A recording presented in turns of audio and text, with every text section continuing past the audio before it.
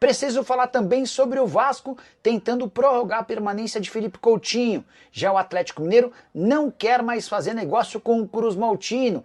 Hora de falar sobre o Clube Atlético Mineiro. O Galo está desistindo do empréstimo de Bryan Palacios para o Vasco. Decisão ainda não é oficial, mas está se tornando.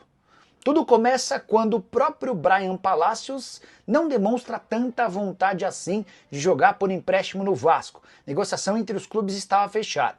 Surgiu num primeiro momento a contusão do Júnior Santos e do Hulk, e o técnico Cuca pediu que o Vasco, que o Atlético adiasse a transferência do jogador até as decisões do Campeonato Mineiro, as duas partidas finais contra o América.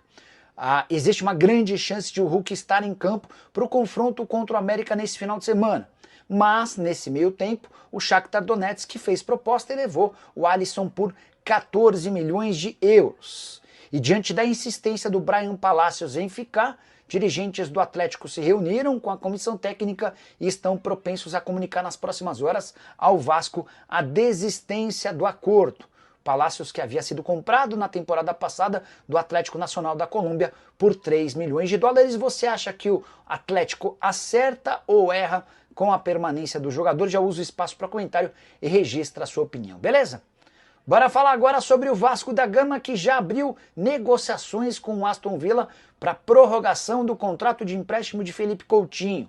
O vínculo se encerra na metade do ano e o Coutinho está fora dos planos da equipe inglesa.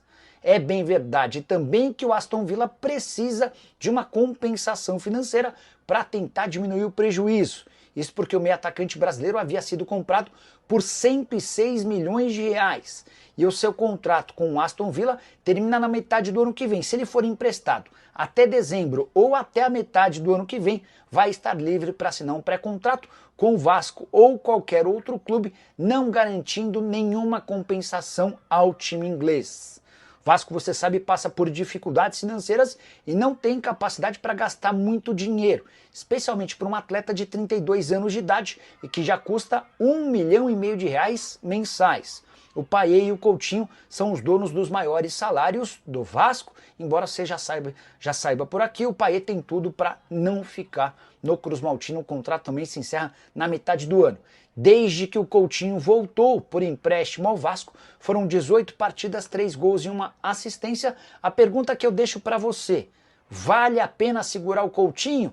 Você prefere o Payet? Não ficaria com nenhum dos dois ou com ambos? Use o espaço para comentário e registra a sua opinião. Combinado?